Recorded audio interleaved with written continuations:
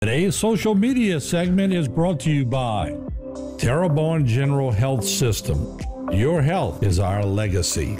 Rouse's, you're either local or you're not.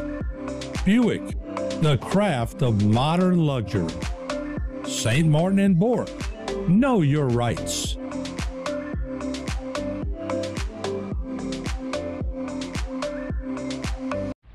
GenGators Power Systems is the area's leading Kohler standby generator solution, specializing in maintenance, repair, and installation on all major brands, from gas to diesel and 2kW to 2000. Home or commercial, our team has you covered. Our factory-certified technicians and installers are highly trained to provide response and repair when you need it the most. We service what we sell, period. Trust the GenGators, where we sink our teeth in the service.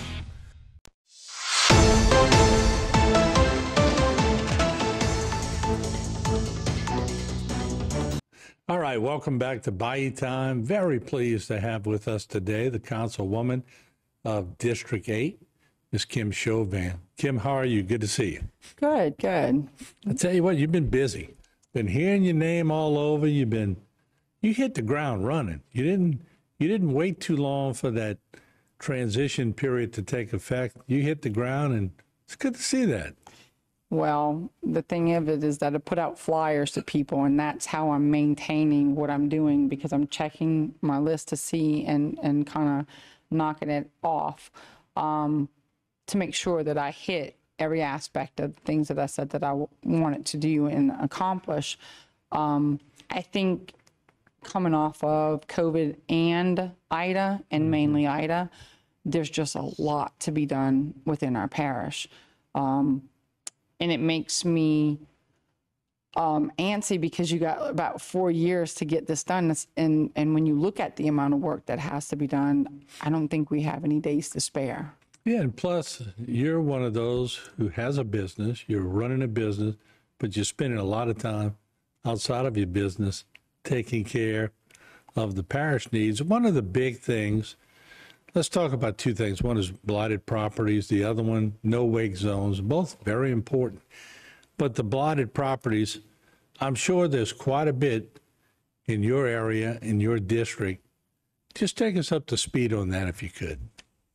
So in going around District 8 and doing the lighting part of it and getting our lights back on from Ida, working with Paula Rome, who has been an absolute angel in getting this done, and she's worked with me every step of the way to make sure that we can do this.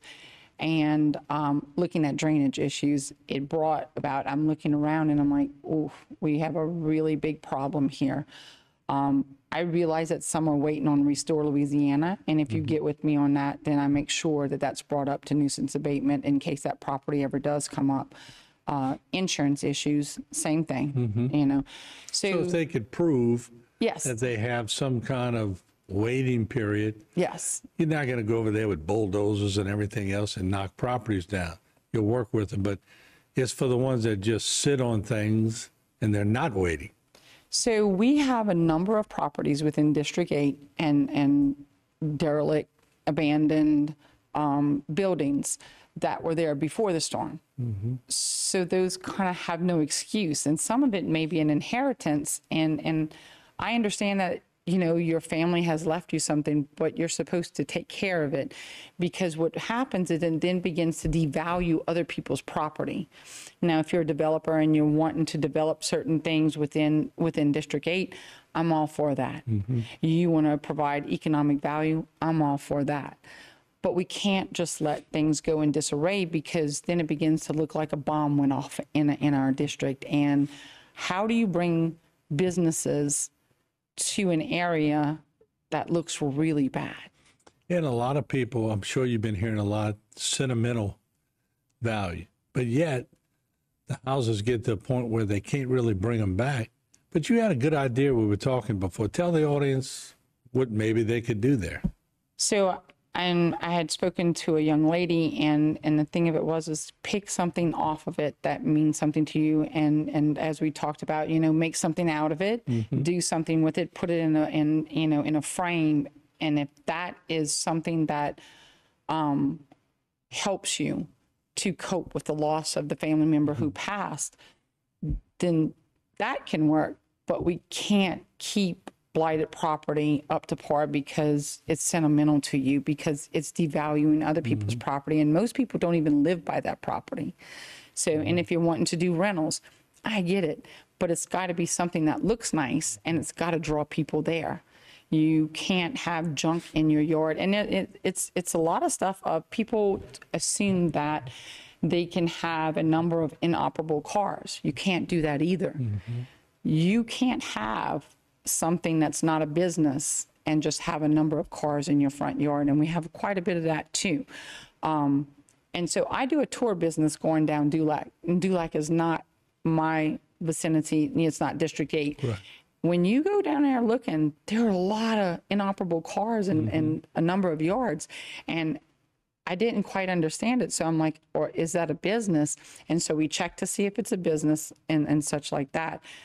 And if it's not, you can't. It's against the ordinance. Like, you're going to have to clean up. I would imagine every district. I remember in Mulberry, seeing a few people that had washing machines, dryers, cars, everything. You just can't do that. No, it's called junk in public view, and you begin to devalue your neighborhood. But mainly, like the guys that's, the couple living on the side of you, or the elderly lady living on the side of you. So if they ever want to sell, it's really hard to do when someone has devalued the entire neighborhood. So what kind of teeth can you put into it to make it happen? I know some council people tried in years past. I don't know if I know you're pretty fervent trying to get it done, but maybe they didn't try hard enough, but to give it a little teeth to make it happen. Well, that's what we're working on right now. And so we're looking into different options. I guess our point is not to come in to bulldoze the way through with the parish. It's to work with them. So you don't just put up a property and then the next day, it's gone. It's a 6-month wait, right? It is a process. Yeah. It's a long process. And so there are times that you obviously can take the bull by the horns and you can fix whatever you want to fix, and then have them come back out. And if you want to clean up, you can get that done too. So this is not one of those things where it's done the very next day. Right now we're working in between the ordinance to figure out what kind of teeth we can put into it. The other part is that I watch where you have property that is now in the parish hands. Okay. And then they come in and they auction it off and they purchase it. I send an email out within my district and I say, can you tell me what your plans are? I would really love to know, are you going to add economic value? Are you going to fix up the place? What are your plans with it? Are you going to keep the grass cut? Because what's happening is that people are buying properties and then they're just leaving them as they were before. And it becomes another nuisance abatement claim. So you're bogging down that department. Well, how do we fix that? You're going to have to put some teeth in Either it. beautify it or you do something with economic development. Correct. Correct. And that's what we're looking for. We're looking for people to come in. I want you to buy it, but I want you to fix it. All right. Hold that thought. We're going to be right back with Kim Chauvin, District 8 Councilwoman. And we're going to talk about no-wake zones, too. A lot of people are confused. Some boats listen to the rules, some don't. But there's so many variables with that, too. So when we come back from the break, we'll talk about no-wake zones.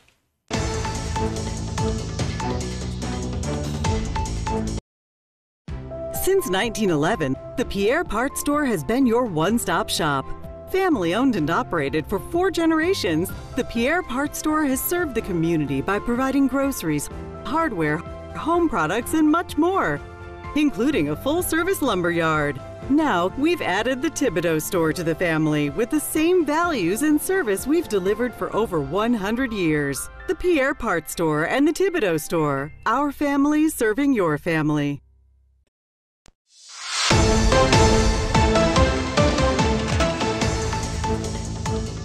All right, we are back with Councilwoman Kim Chauvin, District 8, and she has some great ideas, and we're trying to bring them out to you and the public. We talked about blighted homes or blighted properties. Now let's talk about no-wake zones, because we've been hearing about this for years. I live on the Intracoastal. it's in a no-wake zone. So the boats that don't make wakes, slow down. They pass you out, they wave to you. The boats that make a lot of wakes where the no-wake zone is over a certain tonnage, fly through and swamp you. That's always been a tough problem, hasn't it? It has. So while I was running for this district, that has been a number of things that have been brought up in the Bayou area. And we have a lot of camp owners in that vicinity. And so they're worried about the property and their boats being moored there. So right when I got in, I had emailed David Rome and asked him about the no wake signs. And he said that there was an AG's opinion that he was waiting on, which was Governor Jeff Landry at the time. And so when it came in, it said that the no wake zone was not going, it's not going to work. We're going to have to do a different option. So my part of it is that, one, it's out of respect of your neighbors in that area and traveling in boats.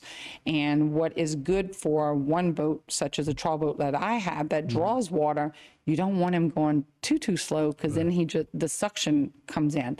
But when you're talking about other types of boats, speed boats, it's a different thing that throws that wake out and does different things to the land and to boats. And so, I mean, listen, it's a lack of respect for those who are not doing the right thing. I think you hit it on the nail on the head. I mean, it's a respect. Every boater has to take responsibility for their own wake and know their own wake. They know what they're throwing out there. So it is. Yeah, so it's really educating them. And, I don't know if you have to put a 12-foot sign that says, maybe you ought to put respect your wake instead of no wake zone.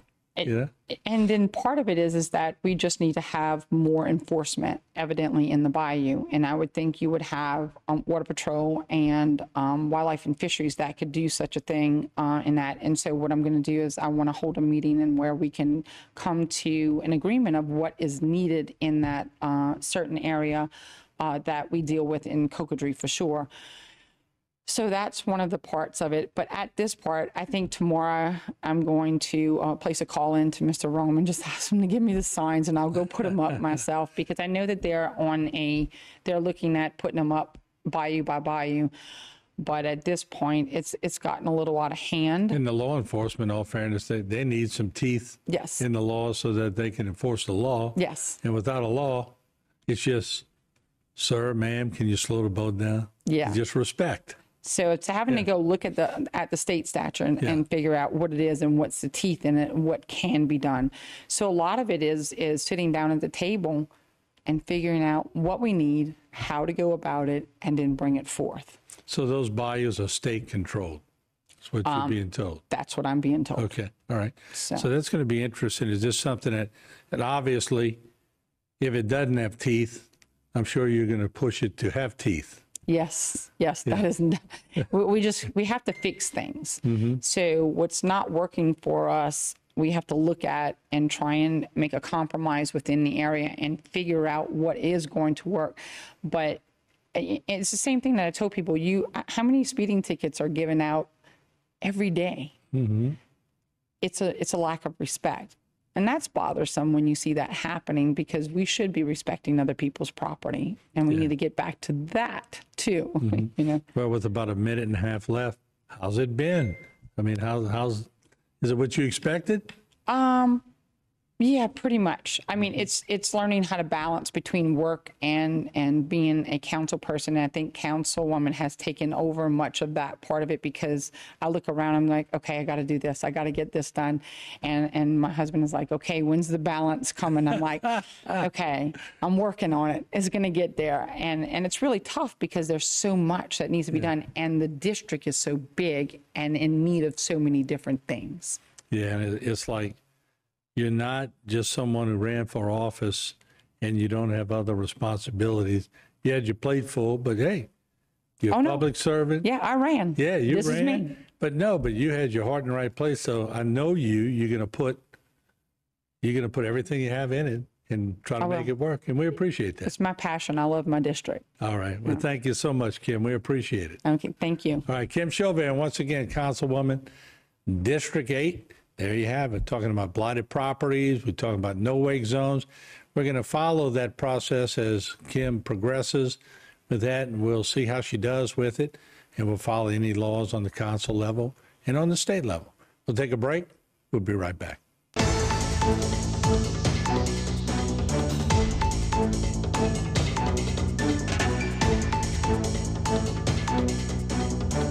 Today's social media segment is brought to you by Alford and Associates for all of your insurance needs.